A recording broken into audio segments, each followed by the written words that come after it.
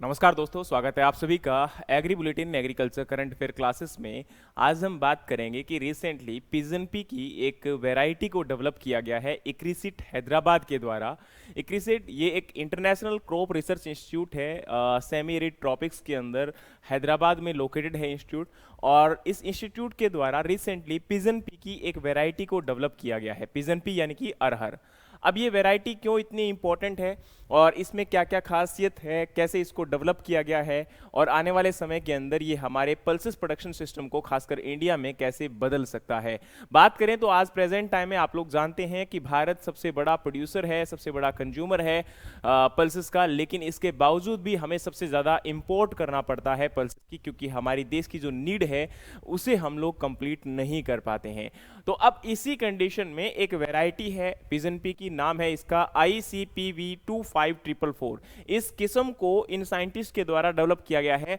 Speed breeding technique के through. अब ये स्पीड ब्रीडिंग टेक्निक क्या है इसके बारे में हम पूरा जानेंगे, लेकिन इससे पहले मैं आपको बताना चाहता हूं इस वैरायटी की खासियत क्या है। अब इस वैरायटी की बात करें तो ये वैरायटी आपकी, इसका नाम है ICPV25444। ये एक पहली पिजन पी की वैरायटी है जो कि लगभग 45 डिग्री सेल्सियस तापमान को भी आपका टॉलरेट कर सकती है। आप लोग जानते हैं कि लगातार पिछले कुछ सालों के अंदर तापमान में बहुत ज्यादा बदलाव आया है। Even though average global temperature भी 1.5 डिग्री सेल्सियस टेम्परेचर इंक्रीज हो चुका है, और इसी के साथ में भारत यानी कि हमारे इंडिया में भी अलग अलग लोकेशंस में टेम्परेचर काफी ज्यादा बढ़ चुका है। इसके साथ में बदलता जो मौसम है, बदलती जलवायु है, अब इसके जो सबसे ज्यादा इंपैक्ट है वो एक किसान के ऊपर पड़ता है। और किसान जब एक फसल को उत्पादन करता है उस समय वो एक आस लगाता है कि बहुत बेहतरीन उत्पादन होगा, लेकिन बदलता हुआ मौसम और बढ़ता हुआ तापमान उस फसल का उतना अच्छा उत्पादन नहीं होने देता। अब इसी टेक्निक के थ्रू या ये जो वैरायटी आपकी डेवलप की गई है, इस वैरायटी के अंदर खासियत है कि ये 45 डिग्री तापमान को भी आपका सर्वाइव कर सकती है। इसके अलावा क्योंकि ज्यादातर हम लोग देखते हैं कि जो पिजन पी की वैरायटीज होती हैं वो 150 या 160 या 180 डेज तक भी चली जाती हैं, लेकिन इस वैरायटी का शॉर्ट ड्यूरेशन है, लगभग 125 दिन में ही ये वैरायटी आपकी डेवलप हो जाएगी। इसके अलावा ये वैरायटी आपकी फोटो पीरियड और थर्मो इनसेंसिटिव वैरायटी है, यानी कि फ्लावरिंग टाइम पर और during the whole life cycle जो उसको लाइट और हीट की रिक्वायरमेंट होती है उसके ऊपर आपका काफी ज्यादा हमें निर्भर रहना पड़ता था, क्योंकि आप लोग जानते हैं पिजन पी यानी कि अरहर एक शॉर्ट डे लेंथ आपकी क्रॉप है जिसको लगभग 11 घंटे से भी कम लाइट की रिक्वायरमेंट होती है ड्यूरिंग द फ्लावरिंग कंडीशन। तो अब अगर हम इस वैरायटी की बात करें तो ये जो वैरायटी है वो फोटो पीरियड और थर्मो इनसेंसिटिव है, जिसकी वजह से इसको हम लोग किसी भी सीजन के अंदर ग्रो करवा सकते हैं, आपका रबी के अंदर भी, खरीफ में भी और आपका समर सीजन में भी। तो इसको ज्यादातर यहां पर ये कह सकते हैं कि समर सीजन में जहां पर टेम्परेचर भी ज्यादा होता है और आपकी जो डे लेंथ रिक्वायरमेंट इसकी होती है लाइट की, वो अब इसको जो है प्रेफर नहीं करेगी और यहां पर ये बेटर प्रोडक्शन हमें समर सीजन के अंदर भी दे सकती है। बात करें तो इसकी यील्ड यानी कि उपज जो रहने वाली है लगभग आपकी 2 टन पर हेक्टेयर रहने वाली है, जो कि अपने आप में अगेन यूनिक है, बढ़िया है, पिछली वैरायटीज के मुकाबले में काफी बेहतरीन है। और वहीं अगर हम बात करें तो इसको हम लोग समर सीजन और बाकी सीजन के अंदर भी ग्रो करवा सकते हैं। इस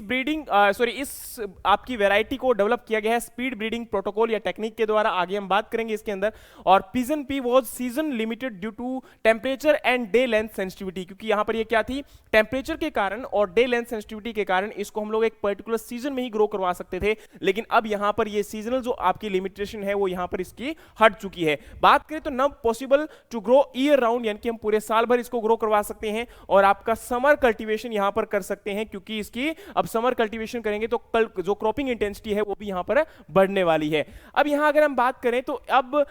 जो इसके फील्ड टेस्टिंग लोकेशंस यहां पर कहां-कहां लगाए गए थे, तो फील्ड टेस्टिंग जो लोकेशंस है वो कर्नाटका, ओडिशा और तेलंगाना में सक्सेसफुली यहां पर इसके ट्रायल्स को लोकेट किया गया, लगाया गया था इस वैरायटी के साथ में, और ये ट्रायल जो है वो सक्सेसफुल हो चुके हैं। बात करें तो हाई डेंसिटी प्लांटिंग ट्रायल लगाए गए थे और स्ट्रॉन्ग परफॉर्मेंस जो है वो आपकी एक्सट्रीम हीट के अंदर भी देखने को मिला। तो यहां पर ये कह सकते हो कि आपका टेम्परेचर का इस वैरायटी के ऊपर कोई ज्यादा प्रभाव नहीं पड़ता है और एक अच्छे उत्पादन के साथ ये हमें जो है वो देखने को मिलती है, अगर ज्यादा आपका प्रोडक्शन भी इससे लिया जा सकता है। अब बात करें तो स्पीड ब्रीडिंग टेक्निक या इनोवेशन क्या है, इसके अंदर क्या इस प्रकार का जो है मतलब एक एडेप्टेशन है जिसकी वजह से इस वैरायटी को इतना खास बनाया गया है, तो आपको बताना चाहता हूं कि स्पीड ब्रीडिंग टेक्निक एक ऐसी ऐसी टेक्निक है जिसके अंदर जो हमारा ब्रीडिंग पीरियड होता है आपकी क्रॉप का वो रिड्यूस हो जाता है, और एक प्रकार से जो इसका लॉन्चिंग पीरियड रहता है किसी भी वैरायटी को या प्रोड्यूस करने का जो टाइम पीरियड रहता है वो लगभग 10 से 12 या 15 साल तक होता है। लेकिन अब स्पीड ब्रीडिंग टेक्निक एक ऐसी टेक्निक है जिसके अंदर हमें ज्यादा समय उस वैरायटी को प्रोड्यूस करने में नहीं लगता। हम कंट्रोल्ड एनवायरमेंटल कंडीशंस में आपकी क्रॉप को या वैरायटी को ग्रो करवाते हैं और वहां पर उसके ऊपर रिसर्च करते हुए 4 से 5 साल में ही नई वैरायटी को लॉन्च कर सकते हैं, जो कि हमारा टाइम कंजप्शन जो था उसको भी रिड्यूस करती है, और एज वेल एज इसके साथ में ये हमें इनेबल करती है कि हम कम टाइम के अंदर लेस रिसोर्सेज का आपका एक्सप्लोटेशन करते हुए हम एक बेहतरीन प्रोडक्शन या बेहतरीन आपकी वैरायटी को रिलीज कर सकते हैं कम टाइम के अंदर।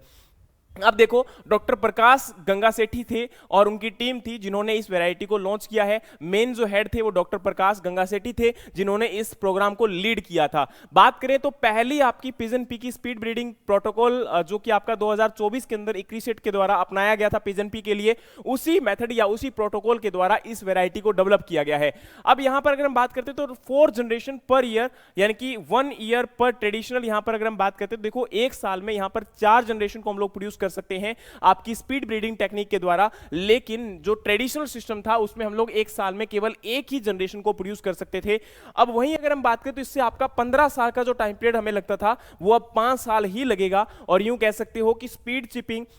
चिपिंग और controlled environment condition plus 4 inch ports को यूज करते हुए हमने क्या किया था, लगभग 2500 स्क्वायर मीटर एरिया के अंदर हमने क्या किया, स्क्वायर फीट एरिया के अंदर लगभग आपके 18,000 प्लांट को पर सीजन के अंदर ग्रो करवाया गया। अब देखो, this refined protocol not only accelerate the breeding cycle but also the enhance precision through innovative techniques such as seed or pod chip based genotype and marker assisted selection। यानी कि क्या है, अब इस स्पीड ब्रीडिंग टेक्निक के साथ ना कि आपका यहां पर ब्रीडिंग साइकिल आपका रिड्यूस हो चुका है, बल्कि इसके साथ साथ में प्रिसीजन भी हमें देखने को मिला। प्रिसीजन का मतलब क्या होता है, एक्यूरेसी हमें देखने को मिली, किसके द्वारा, आपकी सीड और पोड चिप जो बेस्ड जीनोटाइप है इनके द्वारा और मार्कर असिस्टेड सिलेक्शन के द्वारा, जिसके अंदर क्या हुआ कि हमारी जो एक्यूरेसी है वो आपकी काफी हद तक बढ़ गई। अब वहीं अगर हम बात करें तो आपका देखो नॉर्मल जो टाइम पीरियड होता था उसके अंदर क्या रहता था, हमारा 7 साल का ब्रीडिंग पीरियड होता था, उसके बाद 2 से 4 साल की टेस्टिंग होती थी और फिर जो है 1 से 2 साल उसको रिलीज करने में लग जाता था। ये नॉर्मल आपका ट्रेडिशनल टाइम पीरियड था जिसके अंदर 7 + 4 11, 11 + 2 आपके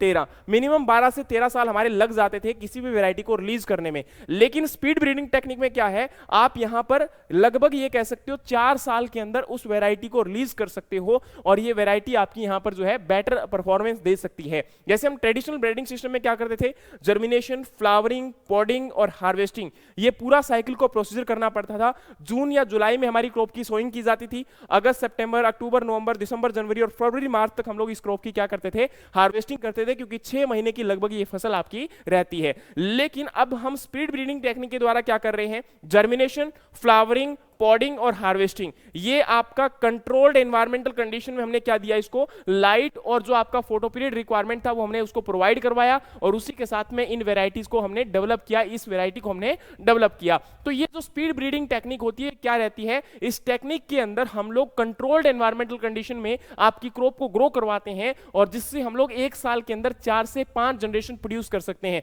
अब इसके अंदर जो जीनोटाइप या वेराइटीज को यूज किया गया था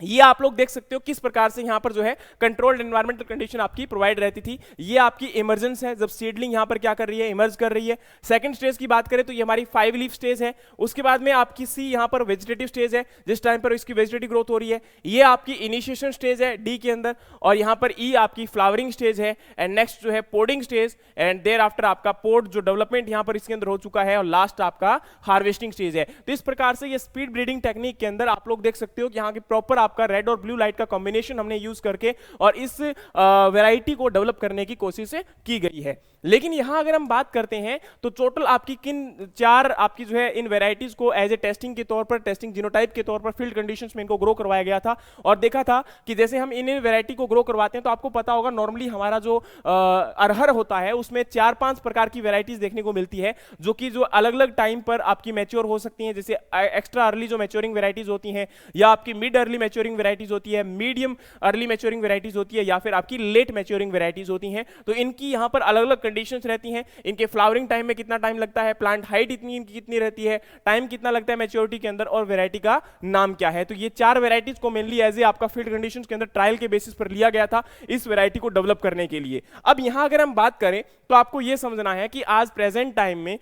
जो इसके लिए इस वेराइटी के लिए बोला गया है या इस पर्टिकुलर स्पीड ब्रीडिंग टेक्निक के द्वारा बोला गया है, तो डॉक्टर यहां पर स्टैनफोर्ड ब्लेड है जो कि डिप्टी डायरेक्टर है जनरल किसके एक्रीसेट के। तो उन्होंने जो है एक स्टेटमेंट दी है, उन्होंने बोला कि this breakthrough was made possible by the world first pigeon pea speed breeding protocol developed by the ICRISAT in 2024। यानी कि यहां पर ये जो स्पीड ब्रीडिंग प्रोटोकॉल है वो एक्रीसेट के द्वारा 2024 में इसको डेवलप किया गया था। और इस प्रोटोकॉल के तहत रिसर्चर्स ने क्या किया कि लगभग 4 जनरेशन जो है वो एक साल में आपकी प्रोड्यूस की, जिससे हमारा जो टाइम था वो बचा, और जहां पर हमें 15 साल लगने थे वो हमने काम 5 साल के अंदर पूरा कर लिया। तो इससे हमारा काफी हद तक काम आसान हो गया और हमारी जो रिसर्च है वो जल्दी कंप्लीट हो पाई। तो एक अच्छा स्टेप है, क्योंकि देखो एक लंबा टाइम किसी रिसर्च में लगता है तो उतना ही उसके अंदर कई बार जो है नई इनोवेशंस आ जाती है, नई प्रॉब्लम आ जाती है। जैसे आज प्रेजेंट टाइम में आप लोग देखते हो कि आपका तापमान कभी बदल रहा है, कभी जो है बाढ़ की समस्या आ रही है, कभी आपकी सूखे की समस्या आ रही है, कभी जो है हम लोग देखते हैं कि आपका किसी पर्टिकुलर डिजीज का अटैक बढ़ जाता है, किसी इंसेक्ट का अटैक बढ़ जाता है।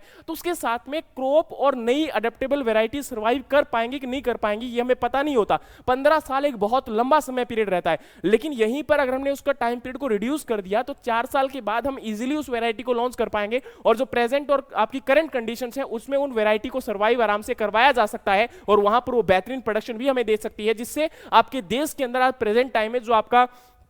खासकर हमारी कंट्री के अंदर कई रीजंस ऐसे हैं जो आपकी कई कंडीशंस के अंदर जो है, जैसे कि फॉर एग्जांपल कहीं पर आपका पानी जो है लगातार रिड्यूस होता जा रहा है, कहीं पर जो है प्रोडक्शन आपका डिक्रीज हो चुका है, कहीं पर न्यूट्रिएंट आपके अवेलेबल नहीं है, कहीं पर हमें फर्टिलाइजर ज्यादा अप्लाई करना पड़ता है। तो अलग अलग समस्याएं अलग अलग आपके रीजंस में देखने को मिल रही है, और उन कंडीशंस के अकॉर्डिंग हम नई वेराइटीज को अगर डेवलप करते हैं तो उन सुटेबल या अनसुटेबल एरियाज के अंदर भी आपकी वेराइटीज या क्रॉप को ग्रो करवाया जा सकता है और प्रोडक्शन वहां से लिया जा सकता है। जैसे कि आप लोग जानते हो भारत के अंदर पल्सेस का प्रोडक्शन क्यों इंपॉर्टेंट है। तो सबसे पहले मैं आपको एक बात बताना चाहता हूं कि भारत के अंदर जो प्रोडक्शन आपका एग्रीकल्चर या खासकर पल्सेस की रिक्वायरमेंट इसलिए है क्योंकि हम लोग पल्सेस का प्रोडक्शन तो करते हैं, कंजप्शन भी सबसे ज्यादा करते हैं, तो उसके लिए हमें दूसरे देशों से पल्सेस को इंपोर्ट करना पड़ता है। लेकिन अब ये वैरायटी काफी हद तक जो आपका अरहर का प्रोडक्शन है उसको इंक्रीज करने की कोशिश करेगी। आगे मैं आपको एग्जांपल देना चाहूंगा इसका, लेकिन उससे पहले आपको दिखाना चाहता हूं कि ये वैरायटी आपकी डेवलप की गई थी, ये उसी फील्ड के आपके जो है डिफरेंट देख सकते हो कि आपका पूरे के पूरे कंडीशंस हैं जिनको आप लोग देख सकते हो, ये पूरे फील्ड ट्रायल्स हैं जहां पर लगाए गए थे, ठीक है। और ये यहां पर डीजी हैं डॉक्टर हिमांशु पाठक जी, जो पहले आपको पता है डायरेक्टर जनरल रह चुके हैं किसके, आईसीआर के, लेकिन अभी प्रेजेंट टाइम में जो है एक्रीसेट के हैं। और वहीं अगर हम बात करें तो आज प्रेजेंट टाइम में आईसीआर के जो डीजी हैं वो कौन है, डॉक्टर मांगीलाल जाट हैं, ठीक है। चलिए अब हम आगे बढ़ते हैं, तो आगे आपको बताना चाहता हूं कि इकोनॉमिक इंपॉर्टेंस या इकोनॉमिक इंपॉर्टेंस क्या है। तो भारत की हर साल लगभग 5 मिलियन टन की पिजन पी की रिक्वायरमेंट है, लेकिन हम केवल 3.5 मिलियन टन ही आपका क्या करते हैं, पिजन पी का प्रोडक्शन करते हैं। तो 1.5 मिलियन टन हमें क्या करना पड़ता है, दूसरी किसी कंट्री से डिमांड यानी कि मंगवाना पड़ता है, और इसकी कॉस्ट लगभग आपकी $800 मिलियन आती है एनुअली हर साल की। तो यहां पर इस वैरायटी के अंदर पोटेंशियल है कि ये खरीफ सीजन के अंदर भी प्रोडक्शन आपका बढ़ा सकती है, इसके अलावा हम लोग इसको समर सीजन में भी प्रोडक्शन कर सकते हैं, और लगभग प्रॉफिट यहां पर जो है एक किसान का 20,000 प्रति हेक्टेयर या $234 आपका इंक्रीज किया जा सकता है। अब इससे यहां पर किसानों का प्रोडक्शन भी इंक्रीज होगा,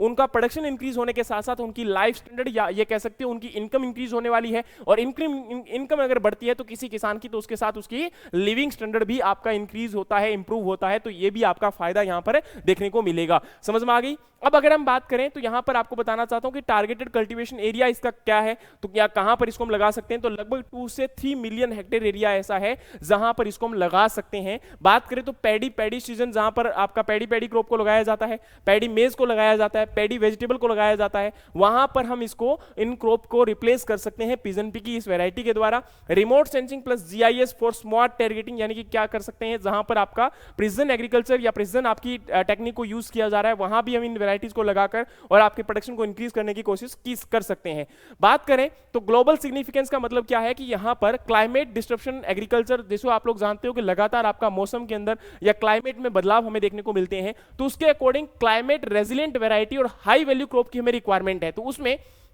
इक्रिसिट लगातार इसके रिगार्डिंग काम कर रहा है और लगभग 1300 जीन एसोसिएशन इनके पास जो है क्या है, आपके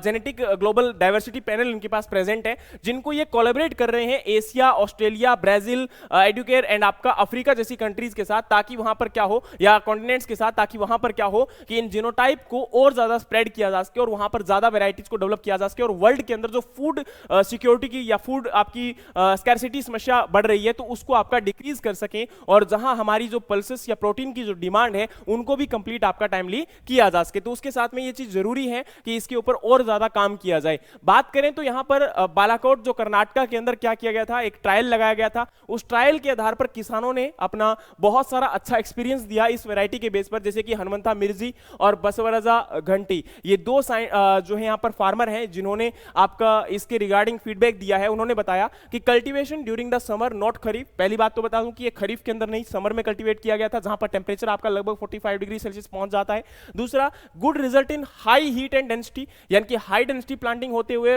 उसके साथ में आपकी हीट भी होते हुए वहां पर एक अच्छा उत्पादन दिया गया। कोई भी पेस्ट या डिजीज का अटैक नहीं देखा गया। पॉजिटिव फीडबैक यहां पर मिला और फ्यूचर प्लान जो है वो इसके अंदर की एरिया इसका इंक्रीज हम लोग करेंगे या फिर बढ़ाने की कोशिश करेंगे। डॉक्टर विजेंद्रा एस सागवान जो कि यहां पर स्ट्रॉन्ग परफॉर्मेंस के रिगार्डिंग उन्होंने भी इसके बारे में जो है अच्छा फीडबैक दिया। इसके अलावा फार्मर गुरुराज कुलकर्णी ने बोला कि हम लोग क्या करने वाले हैं कि समर पिजन पी के द्वारा प्रोडक्शन हमारा उत्पादन बढ़ा है, इससे आपका जो है मैच्योरिटी भी फास्ट हुई है और हम लोग खुश भी हैं, इसके ऊपर कोई डिजीज का अटैक नहीं हुआ। तो ये एक अच्छा फीडबैक किसानों के द्वारा दिया गया है जो कि अपने आप में अहम बनता है और आने वाले समय में किसानों ने कहा कि हम इसका एरिया और ज्यादा एक्सपेंड करेंगे, इसका प्रोडक्शन हम लोग इंक्रीज करने की कोशिश करेंगे। लेकिन ये बात है तो चलो यहां तक ठीक है, लेकिन अब इसके कंक्लूजन पर आए तो उससे पहले मैं आपको एक बात बताना चाहता हूं कि कंक्लूजन का मतलब है कि ये आपकी पिजन पी फार्मिंग की जो एग्रीकल्चर की डेफिनेशन है उसको बदल सकती है काफी हद तक। हमारे देश के अंदर प्रोडक्शन को इंक्रीज किया जा सकता है, ईयर राउंड कल्टीवेशन हम लोग कर सकते हैं, पल्सेस के अंदर जो हमारी जो सेल्फ सफिशिएंसी है उसको हम इंक्रीज कर सकते हैं, पल्सेस डेफिसिट जो हो रहा है उसको हम आपका कहीं ना कहीं इंप्रूव कर सकते हैं, और इसके साथ में जो इंडियन फार्मर और इंडियन जो फूड रेजिलेंसी है उसको हम लोग यहां पर एक बेटर सॉल्यूशन प्रोवाइड कर सकते हैं। लेकिन एक बात यहां पर आपको देखनी पड़ेगी, और ये आपकी 9 जून की न्यूज है जो कि फाइनेंशियल एक्सप्रेस के अंदर आई थी। इसमें लिखा है कि record government purchase import cool the Toor price. अब यहां पर क्या है कि आपको यह समझना पड़ेगा कि पिछले साल आपका जो अरहर है उसका पल्सेस हमारे देश के अंदर जो आपका अरहर का प्रोडक्शन हुआ था उसके बाद मार्केटिंग में उसकी जो परचेजिंग हुई थी वो लेस देन एमएसपी पर हुई थी। आपको पता होगा 7500 के आसपास यहां पर एमएसपी था तुर का या अरहर का, लेकिन उसकी परचेजिंग जो है वो हमारे देश के अंदर आपकी 6500 या उसके नियर अबाउट ही देखने को मिली थी। इसका कारण ये था क्योंकि भारत में आपका अफ्रीका और म्यांमार जैसी कंट्री से देश के अंदर इंपोर्ट करवाया गया था, किसको? तुर दाल को या आपकी अरहर दाल को। अब यहां पर आपको एक बात पता होनी चाहिए, हमारे देश के अंदर प्राइस सपोर्ट स्कीम के तहत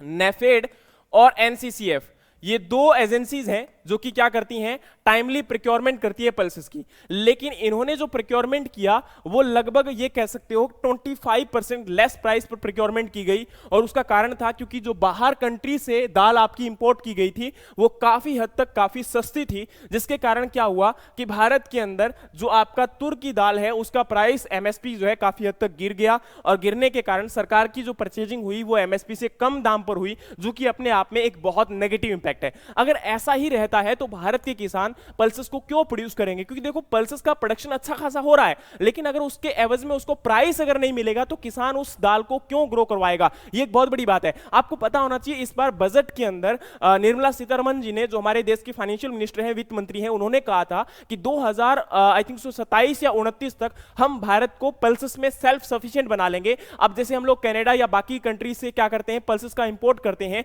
तो उस इंपोर्ट को हम लोग बिल्कुल रिड्यूस कर देंगे और आज हमारी जो सेल्फ सफिशिएंसी है उसको हम बढ़ाने की कोशिश करेंगे, आत्मनिर्भर भारत बनाने की कोशिश करेंगे। तो अगर ऐसा हम लोग करते रहे, अगर किसानों को एक एक्चुअल प्राइस अगर नहीं मिला तो डेफिनेटली उसका कोई फायदा यहां पर नहीं होने वाला, और किसान उस पल्सेस या किसी भी क्रॉप को ग्रो नहीं करवाएंगे जिसका एक अच्छा प्राइस, एक अच्छा दाम उन्हें नहीं मिलेगा। क्योंकि किसान ऐसा तो है नहीं कि भाई वो बिल्कुल ही देश भलाई के लिए काम कर रहा है, कहीं ना कहीं उसको भी तो अपने बच्चों का पेट पालना है, तो उस केस में जरूरी है कि उसको भी एक अच्छा प्राइस मिले, मार्केट में भी प्राइस स्टेग्नेशन जो है बना रहे, तभी किसान एक अच्छा बेहतरीन उत्पादन एक पल्सेस क्रॉप की तरफ हम शिफ्ट कर पाएंगे। आज देश के अंदर अगर व्हाइट जो आपका वीट और राइस क्रॉपिंग सिस्टम है उसके लिए गवर्नमेंट कहीं ना कहीं रिस्पॉन्सिबल है, क्योंकि गवर्नमेंट ने वीट और राइस के लिए जो पल्सेस आपका जो प्राइस यहां पर दिया है उसकी वजह से किसान बाकी क्रॉप के ऊपर शिफ्ट नहीं कर पा रहे हैं, और यही एक सबसे बड़ा कारण है कि आज समस्याएं देश के अंदर देखने को मिल रही है। आप लोगों को शायद पता होगा पंजाब के अंदर पल्सेस सॉरी आपकी जो राइस एंड वीट की क्रॉपिंग सिस्टम से अगर कोई फार्मर शिफ्ट करता है मेज की तरफ तो उनको जो है 15,000 समथिंग आई थिंक जो इंसेंटिव दिया जा रहा है,